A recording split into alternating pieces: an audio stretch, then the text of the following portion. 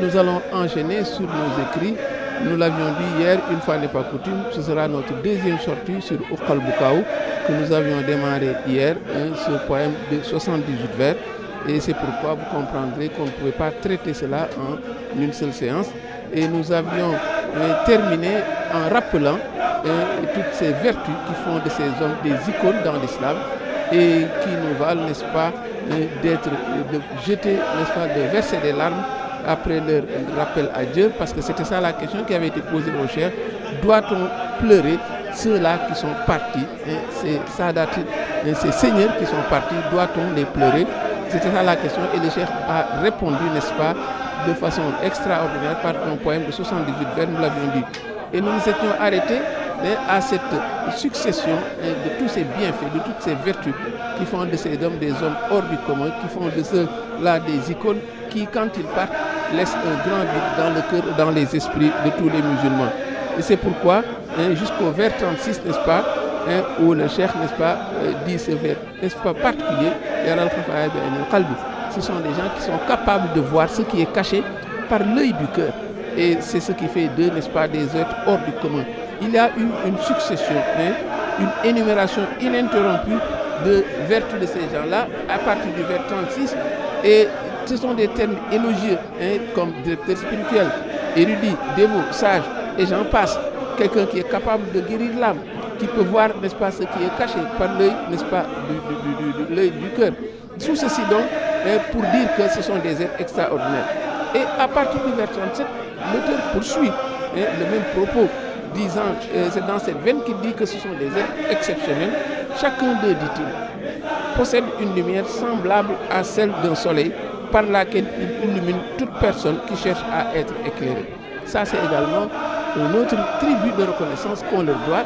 C'est également un signe marquant de ces hommes-là qui sont des hommes particuliers. Et à partir du vers 37, nous l'avons dit, le vers 39 vient renforcer la chose quand le cheikh dit Yanmo anil qalbi raynan, chacun d'eux est capable d'éliminer du cœur de l'aspirant les ternissures et les péchés.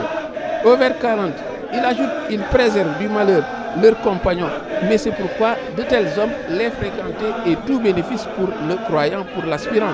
C'est la raison pour laquelle le cheikh dit au vers 41, ce vers fétiche, ce vers tant chanté, tant connu, qui est très très représentatif.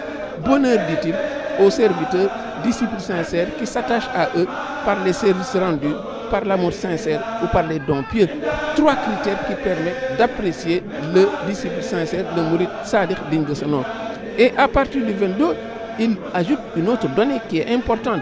Il dit Nalo bi khafi rasouli, en suivant, dit-il, l'exemple du prophète. C'est un nouvel éclairage qui est fait par le cheikh sur l'origine de cette performance qui caractérise ces hommes de Dieu.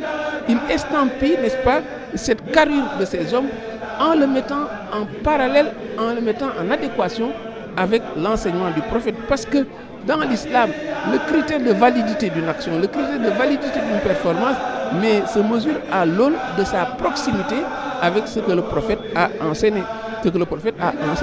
C'est pourquoi, dit-il, la conformité, c'est le seul qui détient ce contrôle de conformité, ce certificat de conformité, c'est le prophète. Toute action, aussi belle qu'elle puisse être, si elle n'est pas conforme avec celle du prophète, est nulle et non avenue dans l'islam. C'est pourquoi ce propos est un propos sort quand il dit Nalo bi khafi ar-rasoul, en suivant, dit-il, l'exemple du prophète. Donc l'islam réitère ce critère d'appréciation qui seul reste valable, c'est cette conformité avec l'enseignement du prophète Mohammed. Au final, le secret de la performance de ces hommes, mais se trouve également dans cette conformité à ce que le prophète a enseigné. Ce prophète qui est l'adjuvant par excellence, celui qui facilite les choses par excellence. Et l'illustration au vers 44, quand il dit ils obtinrent par ce moyen des gloires et des honneurs que ni la plume par écrit, ni la langue par le verbe ne saurait exprimer. Donc c'est la preuve qu'ils ont eu un autre adjuvant, mais c'est cette conformité avec le prophète. Au vers 45, ce qui donnait l'impression d'une juxtaposition de propos laudatifs prend les allures d'un véritable cours magistral sur les vertus dont l'aspirant doit se parer, celui dont l'ambition et cette élévation spirituelle, il y a une série de choses qu'il doit connaître et c'est ce que le chef va égrener à travers ce poème. Le fait d'allier la charia et la aqiqa, c'est une considération, c'est une condition à respecter. Le fait de s'abstenir de paroles et d'actions en toutes choses avant d'en avoir une vision nette et une preuve irréfutable. Oui, ce souci d'être conforme, d'être sûr de ce que l'on déclare. Au vers 50, il ajoute le fait de réprimer sévèrement le désir de l'âme sans répit. C'est également un critère qui peut nous permettre, n'est-ce pas, d'être quelqu'un qui est performant dans cette quête de la conjonction spirituelle. Au vers 50, il ajoute au vers 51 l'autocritique. Le cheikh dit, leur critique ne portait que sur eux-mêmes, pas sur les autres. C'est une humilité poussée à l'extrême au point de se désigner sur des termes, n'est-ce pas, à la limite irrévérencieux. Eux-mêmes se considéraient comme des scélérats, des cyniques, des gens indignes d'exaucement. Autant de termes qui sont excessifs, mais c'est la preuve de leur contrition et de leur humilité. La vertu de patience également, associée au repentir. C'est pourquoi il dit Usnun kulla sa'ati. Ils sont dans Usnun kulla sa'ati. Ils sont toujours inquiets par rapport à leur sort. Ils ne sont jamais satisfaits de leur sort. Et vers le vers 60, n'est-ce pas, sonne comme une phrase conclusive. Après la reformulation, après le développement, on en arrive à la phase conclusive avec le vers 60 quand le cheikh dit Aïn ala faqd sadat. Comme pour marteler, je gémis de la douleur causée par la perte de ces nobles.